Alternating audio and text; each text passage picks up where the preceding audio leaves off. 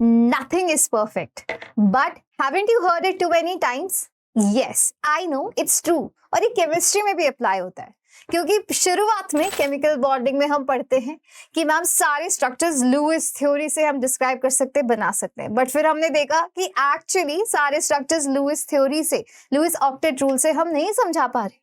तो उसके बाद आती है VSEPR थ्योरी। VSEPR काफी सारे स्ट्रक्चर्स इन केमिस्ट्री को एक्सप्लेन कर देती है, बट फिर हम कॉम्प्लेक्स स्ट्रक्चर्स में घुसते हैं तो जानते हैं कि कॉम्प्लेक्स स्ट्रक्चर्स को VSEPR नहीं समझा पा रही।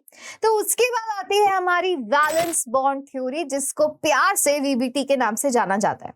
ये VBT थ्योरी समझने के लिए बहुत ज्यादा नॉलेज होनी चाहिए 3D की, राइट। एंड 3D केवल मैं आपको बोल दूं और आप समझ जाओ, ये तो भाई टीचर की तरफ से एक बहुत बड़ी गलत फहमी हो जाएगी, राइट, स्टूडेंट्स को भी और टीचर को भी। तो वही 3D स्ट्रक्चर सारी केमिकल बॉन्डिंग समझाने के लिए आज का ये लेक्चर है।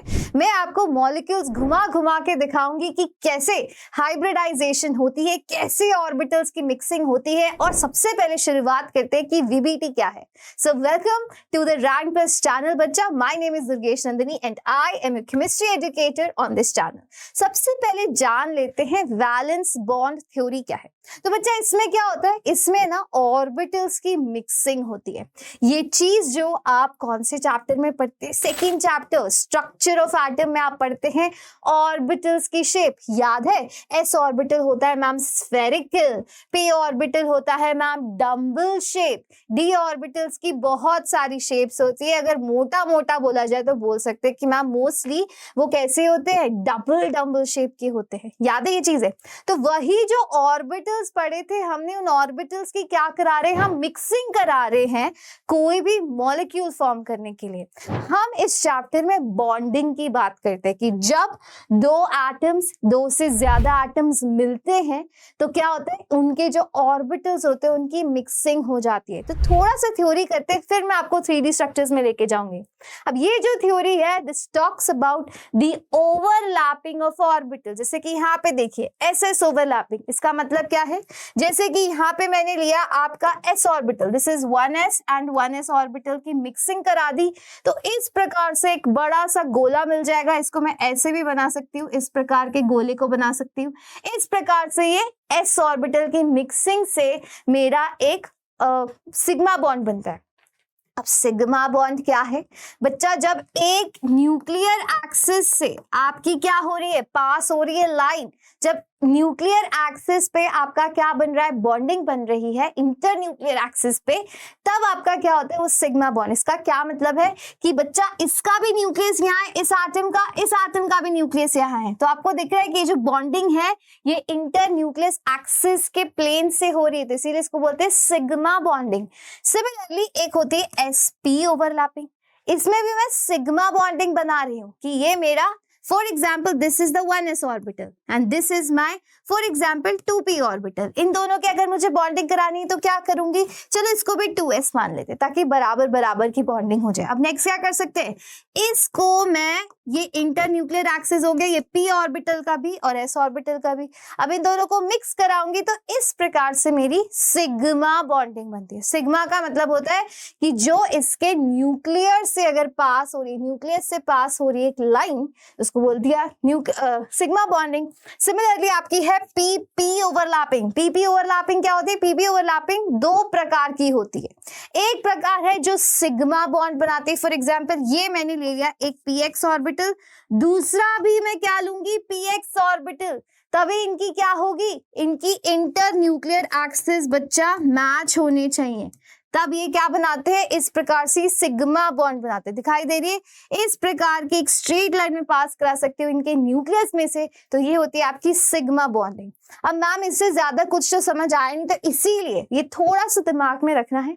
तो इस चैप्टर को समझने के लिए, इस टॉपिक को समझने के लिए हमें जानने क्या क्या है, मैम सारे ऑर्बिटल्स की शेप क्या है, s की, px, py, pz की, फिर d ऑर्बिटल्स, d में 5 ऑर्बिटल्स है, d सबशेल में, उनकी शेप्स क्या है। वो शेप्स जानने के बाद हम इनकी हाइब्रिडाइजेशन पढ़ेंगे।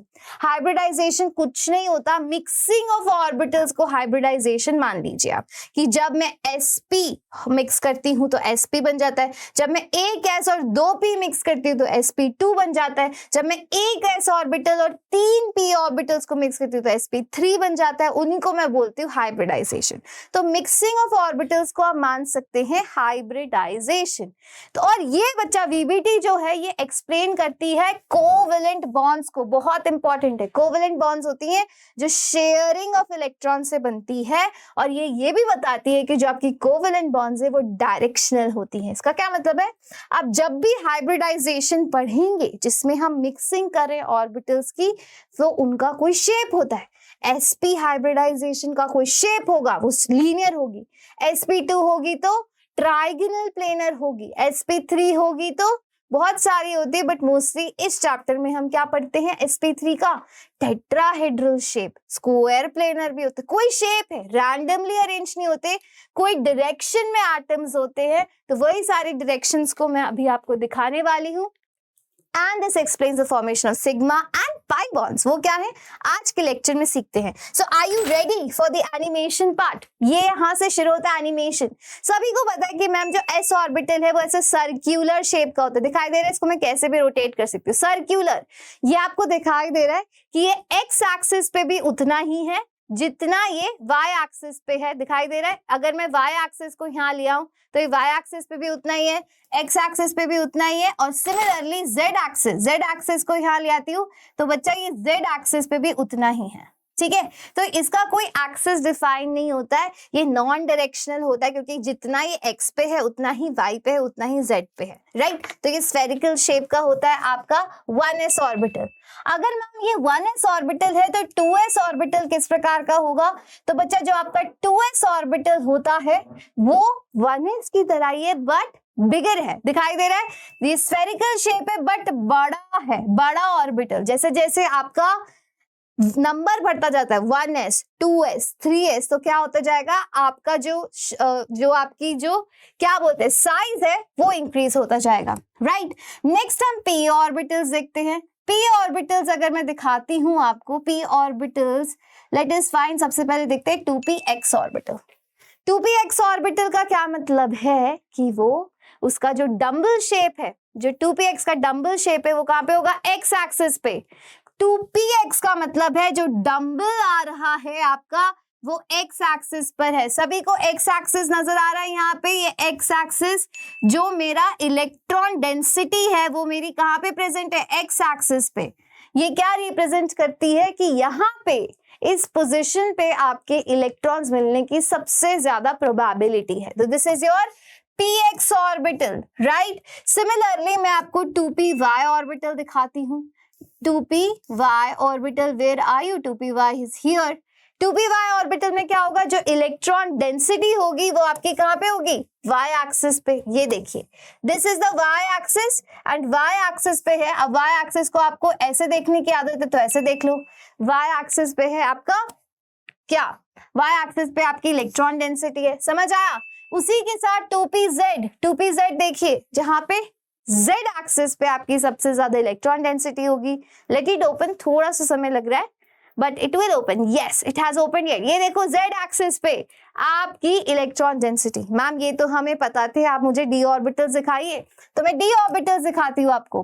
अब हम d ऑर्बिटल्स की तरफ चलते हैं, या उससे पहले हम इनकी ओवरलैपिंग पढ़े, s एंड p की एंड s एंड s की, उसके बाद हम d ऑर्बिटल्स पे जाएंगे। जैसे कि मैंने आपको ओवरलैपिंग दिखाई, राइट। अब इनकी ओवरलैपिंग बहुत प्रकार की होती है। एक होती है बच्चा पॉजिटिव ओवरलैपिंग ऑफ ऑर्बिटल्स, मैं दिखाती हूँ आपको। पॉजिटिव ओवरलैपिंग का क्या मतलब है बच्चा, ये जो डम्बल शेप्स दिख रहे हैं आपको, this dumbbell and this dumbbell, तो इस डम्बल में एक डम्बल होता है पॉजिटिव, दूसरा डम्बल होता है नेगेटिव। यहाँ पे भी एक डम्बल पॉजिटिव है, एक डम्बल नेगेटिव है। अब यहाँ पे देखो, मैं 2 pz ऑर्बिटल्स की क्या कराऊंगी, मिक्सिंग। देखिएगा यहाँ पे ये 2 pz ऑर्बिटल हैं, अब ये आपस में मिक्स कर रहे हैं, उनका पॉजिटिव पोर्शन आपस में मिक्स कर रहा है। ये जो डम्बल का पॉजिटिव पार्ट है, आपस में मिक्स कर रहा है, इसको बोलते हैं पॉजिटिव और इन फेज ओवरलैपिंग। वेरी इंपॉर्टेंट, इसको बोलते हैं पॉजिटिव और इन फेज फेज ओवरलैपिंग ये आपका क्या बनाता है, ये आपकी बॉन्डिंग ऑर्बिटल्स बनाता है, सिग्मा बॉन्ड्स बनाता है, जो भी आप मानिए, ठीक है, क्योंकि पीजेड को मैंने करा। अब दूसरा पॉजिटिव ओवरलैप देखते हैं। दूसरे तरीके का पॉजिटिव ओवरलैप है जिसमें मैं एस और पीजेड को मिला रही हूँ। इसमें एस के पास भी पॉजिटिव है और जो पी का डबल पार्ट है उसका भी पॉजिटिव पार्ट इसके पॉजिटिव से मिक्स हो रहा है, तो ये भी क्या बना रहा है, पॉजिटिव इन फेज ओवरलैपिंग, ठीक है। ये आपके बॉन्डिंग ऑर्बिटल्स में जाते हैं, ये बहुत इंपॉर्टेंट बात है। किस में जाते हैं, बॉन्डिंग। आप इसमें इसके बाद एक और थ्योरी आती है एमओटी, उसमें आप पढ़ते हो कि दो तरीके के ऑर्बिटल्स है, एक है बॉन्डिंग, एक है एंटी बॉन्डिंग ऑर्बिटल्स। दोनों में बॉन्डिंग होती है, बट ये जो इन फेज है, ये जो पॉजिटिव ओवरलैपिंग है, ये आपकी मोर स्टेबल होती है। ये चीजें अपनी नोट डाउन कर लीजिए, मोर स्टेबल ओवरलैपिंग होती है और इनकी एनर्जी होती है कम। क्या होती है, एनर्जी होती है कम, समझ गए। सिमिलरली मैं आपको दिखाती हूं अब case 3 of positive overlapping. Case 3 क्या हो सकता है पॉजिटिव ओवरलैपिंग का, देखते हैं। अब जैसे कि ये, अब मैं इन दोनों ऑर्बिटल्स को कैसे मिक्स करा रही हूँ, पैरेलली। अभी आपको दिख रहा था मैं न्यूक्लियर ही करा रही थी, इनके न्यूक्लियस जैसे जा रहे इंटरन्यूक्लियर एक्सिस उसके अराउंड में मिक्स करा रही थी, राइट। तब बन रही थी मेरी सिग्मा बॉन्ड। यहाँ पे आपको दिख रहा है मैं पैरेलली मिक्स करा रही हूँ दो पी ऑर्बिटल्स को और इनके पॉजिटिव पॉजिटिव और नेगेटिव नेगेटिव को साथ में रख रही हूँ। तो फिर से क्या है, ये पॉजिटिव ओवरलैपिंग है, ठीक है। पॉजिटिव मतलब कि जो पॉजिटिव वो पॉजिटिव से मिलेगा, जो नेगेटिव है वो नेगेटिव से मिलेगा, और ये बनाएगा आपका बॉन्डिंग मोर स्टेबल ऑर्बिटल बनाएगा। सिमिलरली अब यही पाई बॉन्ड्स भी बनाता है, ठीक है। नेक्स्ट देखते हैं, next case of positive overlapping, case number 4. So this is the last case. Let us look at the last case of positive overlapping. हाँ जी, खुल रहा है। अब ये देखिए लास्ट केस है इस प्रकार से। अब जरूरी तो नहीं है कि मैं इसी एंगल में करूं, मैं इस एंगल में भी दो पैरेलल चीजों को ओवरलैप करवा सकती हूँ। जैसे वाई एक्सिस पे हो रहा है, ये सिमिलरली मैं जेड एक्सिस पे भी करा सकती हूँ। तो आपने देखा कि जो पॉजिटिव ओवरलैपिंग्स हो रही हैं वो किस प्रकार से हो रही हैं, राइट, ठीक है। अब हम नेगेटिव ओवरलैप देखते हैं। नेगेटिव ओवरलैप का केस 1 देखते हैं, जिसमें क्या होगा, इसमें पॉजिटिव पॉजिटिव से करा था, अब यहाँ पे क्या है, जो पॉजिटिव ऑर्बिटल है वो नेगेटिव से बॉन्डिंग कर रहा है।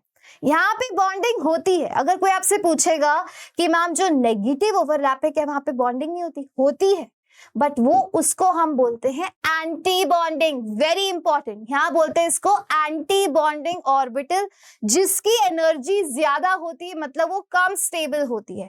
मोर एनर्जी, इसकी हायर एनर्जी ऑर्बिटल होता है, एंटी बॉन्डिंग ऑर्बिटल में इसकी बॉन्डिंग होती है। इसके बारे में हम एमओटी में डिटेल में पढ़ते हैं, बट फिलहाल आपको ये टर्म्स ध्यान में रखनी है।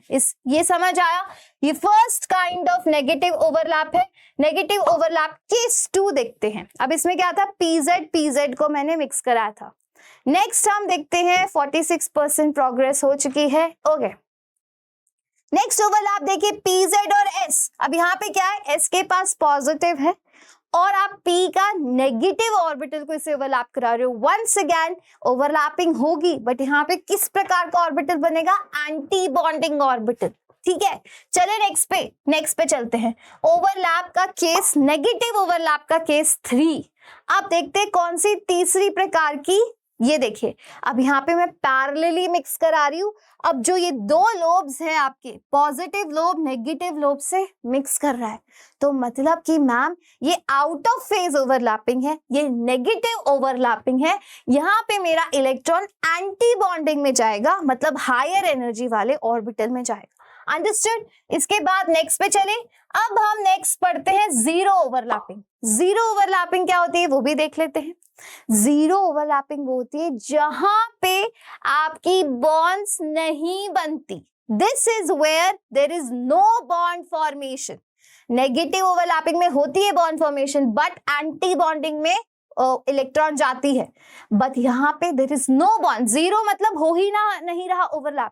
फॉर एग्जाम्पल आप इस प्रकार से Z एक्सिस के अराउंड s ऑर्बिटल है और आपने इस तरह से पैरेलली रख दिया आपका p ऑर्बिटल, तो क्या Z एक्सिस के अराउंड s ऑर्बिटल px से कभी भी बॉन्डिंग कर पाएगा? नहीं कर पाएगा। यहाँ पे हो जाता है जीरो ओवरलैप। जीरो ओवरलैप मतलब no bonding, out of phase due to different orientation, क्योंकि इनका ओरिएंटेशन ही अलग है। ये वन एग्जाम्पल हो गया। जीरो ओवरलैप का टू एग्जाम्पल देखते हैं। और कैसे जीरो ओवरलैपिंग मतलब कोई चांस ही नहीं है बॉन्डिंग करने का। अब आपने क्या किया, px और py की बॉन्डिंग करा दी। अब देखिए px x डायरेक्शन में ऑर्बिटल्स हैं, py के y डायरेक्शन में ऑर्बिटल्स है, दिखाई दे रहे हैं सभी को। अब इनकी आपने ओवरलैपिंग कराई तो नहीं होगी, px px से ही करेगा, चाहे वो इस प्रकार से करे चाहे वो इस प्रकार से करे। याद रखना px px से ही पॉजिटिव या नेगेटिव ओवरलैपिंग करेगा। सिमिलरली py py से करेगा, pz pz से करेगा। अगर आपने जैसे ही इनकी डायरेक्शन चेंज, ओरिएंटेशन चेंज है ना, अब py और px की आप करा के देखेंगे तो कैसे करेंगे वो ओवरलैप, मैं आपको दिखाती हूँ। इसको पॉज किया, अब यहाँ पे देखो ये x डायरेक्शन में, ये y डायरेक्शन में, ये कैसे भी आपस में ओवरलैप कभी भी नहीं कर पाएंगे। This is zero overlapping. तो यहाँ पे कोई बॉन्ड की बच्चा फॉर्मेशन नहीं होने वाली। ठीक है, नेक्स्ट पे चले। नेक्स्ट है बच्चा आपकी पीपी सिग्मा ओवरलैपिंग। मैं सिखाती हूँ आपको सिग्मा ओवरलैपिंग, सीखे। सिग्मा में क्या होगा, अब ये देखिए, ये देखो इंटर न्यूक्लियर एक्सिस पे आके दो p ऑर्बिटल्स मिल रहे हैं। सिंपल सी चीज है, इंटर न्यूक्लियर एक्सिस पे आके ये देखो, ये सेम इनका इंटर न्यूक्लियर एक्सिस है, दिखाई दे रहा है। इसका न्यूक्लियस भी इधर है, यहां से लाइन जा रही है, इसका न्यूक्लियस भी, ये सेम लाइन पे आके कनेक्ट करते हैं तो आपकी बनती है सिग्मा बॉन्डिंग। इंटर न्यूक्लियर मतलब न्यूक्लियस से जब मैं एक्सिस पास करती हूँ तो वो दूसरे मॉलिक्यूल तक जाना चाहिए। तो दिस इज पीपी की सिग्मा ओवरलैपिंग। सिग्मा मतलब सिंगल बॉन्ड। सिग्मा ओवरलैपिंग आपकी sp में भी होती है, जैसे कि मैंने दिखाई थी। ये s ऑर्बिटल है और ये आपका p ऑर्बिटल है, इन दोनों को मैं मिलाऊंगी तो क्या हो जाएगा, जब ये सेम एक्सिस पे अगर हैं तो ये बना लेंगे बच्चा आपकी sp बॉन्डिंग। बट अगर s इधर है और आपने py ले लिया तो वो नहीं कर पाएगा इससे बॉन्डिंग। ठीक है, चलिए आगे चलिए। उसके बाद है SS ओवरलैपिंग में भी सिग्मा बॉन्डिंग होती है, वो तो अभी हमने देखा ही था, बट यहां से भी देख लेते हैं, जिसमें दो स्फेरिकल बॉल्स आपस में मिलके इस प्रकार से सिग्मा बॉन्डिंग कर लेती है। SS में हमेशा होगी सिग्मा बॉन्डिंग। ठीक है, इसमें जीरो ओवरलैप होने के चांसेस हैं ही नहीं। उसके बाद है आपकी पाई बॉन्ड दिखाते हैं। ये देखो दो p ऑर्बिटल्स कुछ भी हो सकते हैं, px py pz, but same होने चाहिए, या तो px px या py py या pz pz ऑर्बिटल्स आपस में मिलके इस प्रकार से ये देखिए क्या बनाते हैं, बॉन्ड बनाते हैं। और आपको ये नजर आ रहा है कि जब ये दोनों मिलते हैं तो किस प्रकार से बन रही है, यहाँ पे इलेक्ट्रॉन क्लाउड आ गया, above and below the molecule आया कि नहीं, अबव एंड बिलो, तो electron cloud of a pi bond, जो डबल बॉन्ड होती है, एक सिंगल बॉन्ड बनने के बाद ही पाई बॉन्ड बनेगी। ये चीज याद रखना, पाई बॉन्ड हमेशा पहले सिग्मा बॉन्ड बनेगी, उसके बाद ही पाई बॉन्ड बनेगी। राइट, कोई ऐसी कंडीशन है ही नहीं कि जहां सीधे पाई बॉन्ड्स बन रही है। दूसरी चीज क्या है कि जो पाई बॉन्डिंग के इलेक्ट्रॉन्स होते हैं वो above and below the plane रहते हैं, दिखाई दे रहा है, above and below the plane pi bond के इलेक्ट्रॉन्स रहते हैं, दिखाई दे रहा है। कितना इंटरेस्टिंग है ये दो p ऑर्बिटल्स आए, ये दो p ऑर्बिटल्स दिखाई दे रहे हैं, इनका इंटर न्यूक्लियर एक्सिस कैसा है, पैरेलल, न्यूक्लियस इधर है इनका, तो ये तो ऐसी लाइन जाएगी, ऐसी लाइन जाएगी, मतलब पैरेलल है ये दोनों एक दूसरे के, और इनको मिलाते तो above and below the plane आपकी वो आती है। ठीक है, नेक्स्ट चलते हैं हम डी ऑर्बिटल्स को देखने। आई होप आपको डी ऑर्बिटल्स देखने में भी और मजा आएगा। अब मैं आपको और तरीके के हाइब्रिडाइजेशन दिखाऊंगी। चलो उससे पहले हम sp की हाइब्रिडाइजेशन देखते हैं। ठीक है, sp ऑर्बिटल की अब मैं क्या कर रही हूँ, हाइब्रिडाइजेशन दिखा रही हूँ। अभी तो मैंने आपको मिक्सिंग दिखाई थी कि जब s और p मिक्स करते हैं तो सिग्मा बॉन्ड बनती है, दिखाई थी। ठीक है, अब sp हाइब्रिडाइजेशन पढ़ रहे हैं हम। ठीक है, जिसमें s और p ऑर्बिटल्स क्या हो रहे हैं, आपस में कंबाइन हो रहे हैं और एक डेफिनेट हाइब्रिडाइजेशन में जब भी पढ़ेंगे हम तो उनकी ज्योमेट्री पढ़ेंगे उनके साथ। हाइब्रिडाइजेशन में हम हमेशा उनकी ज्योमेट्री, उनका शेप, उनका स्ट्रक्चर पढ़ेंगे। तो जो sp overlapping is different. sp overlapping में क्या होता है, एक s ऑर्बिटल और p ऑर्बिटल की हम ओवरलैपिंग दिखाते हैं। बट जब मैं sp हाइब्रिडाइजेशन की बात करती हूं तब क्या होता है, जो s ऑर्बिटल्स होते हैं वो p ऑर्बिटल से मिक्सिंग करते हैं और एक डेफिनेट ज्योमेट्री हम उनकी वहां पे बताते हैं। फॉर एग्जाम्पल यहाँ पे देखिए, जब s देखो x एक्सिस का x और p एक्सिस का x मिलता है तो देखिए किस प्रकार से क्या हो रहा है, मिक्सिंग ऑफ ऑर्बिटल्स के बाद आपका इस प्रकार से दो ऑर्बिटल्स बन जाते हैं। दिखाई दे रहे, दिखाई दे रहे, ये देखिए, ये देखो s और p आया, s और p जैसे ही आया साथ में तो इस प्रकार से ऑर्बिटल बन गया। तो हाइब्रिडाइजेशन क्या बोलता है, हाइब्रिडाइजेशन बोलता है कि जब भी s का एक ऑर्बिटल और p का एक ऑर्बिटल मिला तो दोनों कंबाइन करके कितने हो गए, 1s एटॉमिक ऑर्बिटल, दूसरा p एटॉमिक ऑर्बिटल, दो एटॉमिक ऑर्बिटल्स हो गए। तो अब जब इनकी हाइब्रिडाइजेशन करूंगी तब जो मुझे मॉलिक्यूल, ये एटॉमिक ऑर्बिटल्स है, याद रखना, एक s एटॉमिक ऑर्बिटल, एक p एटॉमिक ऑर्बिटल जब मिक्स करते हैं, हाइब्रिडाइज करते हैं तो साथ में बनाते हैं आपका एक मॉलिक्यूलर ऑर्बिटल। उस मॉलिक्यूलर ऑर्बिटल में कितने ऑर्बिटल्स हैं, दो, क्योंकि दो ऑर्बिटल्स ये तो वो मॉलिक्यूलर ऑर्बिटल भी में दो ऑर्बिटल्स होंगे और उन दोनों ऑर्बिटल्स की साइज, शेप, हर कुछ सेम होगा। दे आर अभी s लिया था और एक p लिया था तो दोनों के अलग अलग आइडेंटिटी है ना, एक s ऑर्बिटल एक p ऑर्बिटल, दोनों के अलग अलग आइडेंटिटी है। बट जब इन दोनों को मिक्स करके हाइब्रिडाइज किया तो वो एक तरीके का मॉलिक्यूलर ऑर्बिटल बना और उनकी अब एक ही तरीके की आइडेंटिटी रख गई कि अब वो इस प्रकार का ऑर्बिटल हमें नजर आएंगे। समझ गए, समझ गए, ये sp ऑर्बिटल है जिसकी शेप कैसी है, लीनियर, लीनियर शेप है। सिमिलरली मैं sp2 दिखाती हूँ आपको, इसमें क्या होगा, उसमें एक s और दो p ऑर्बिटल्स आपके कंबाइन करेंगे। ये देखिए एक s ऑर्बिटल है, एक मैंने px लिया है, एक मैंने py लिया है। बहुत जरूरी है, जब sp2 हाइब्रिडाइजेशन दिखाऊंगी तो एक s ऑर्बिटल लूंगी, एक px लूंगी और एक py लूंगी। ये देखिए ये एक px है और ये px है ब्लू वाला और ये रेड वाला है, ये देखो py है, दिखाई दे रहा है, py ऑर्बिटल है रेड वाला। ठीक है, आई गेस यहाँ पे सारी चीजें दिखाई दे रही है। अब मैं इन तीन एटॉमिक ऑर्बिटल्स, याद रखना, ये तीन एटॉमिक ऑर्बिटल्स को मिक्स करके हाइब्रिडाइजेशन मॉलिक्यूलर ऑर्बिटल बनाऊंगी। तो मैंने क्योंकि तीन एटॉमिक ऑर्बिटल यूज किए हैं तो इसका जो हाइब्रिडाइज्ड मॉलिक्यूलर ऑर्बिटल होगा उसमें भी मेरे पास तीन मॉलिक्यूलर ऑर्बिटल्स होंगे, 1 2 3। ये देखिए किस प्रकार से अभी इनकी मैंने मिक्सिंग कराई। अभी ये अलग अलग आइडेंटिटी थे कि नहीं, एक s था, एक px था, एक py था, अलग आइडेंटिटी, अलग शेप। बट जैसे ये मिक्स हुए इनकी आइडेंटिटी एक दूसरे में घुल मिल गई और ये एक जैसे ऑर्बिटल्स बन गए। ये देखिए ये बन जाता है आपका sp2 हाइब्रिडाइज्ड ऑर्बिटल जिसकी शेप होती है trigonal planar. This is a planar molecule. ये देखिए एक प्लेन में है, यहाँ पे दिखाई दे रहा है ये XY प्लेन में है।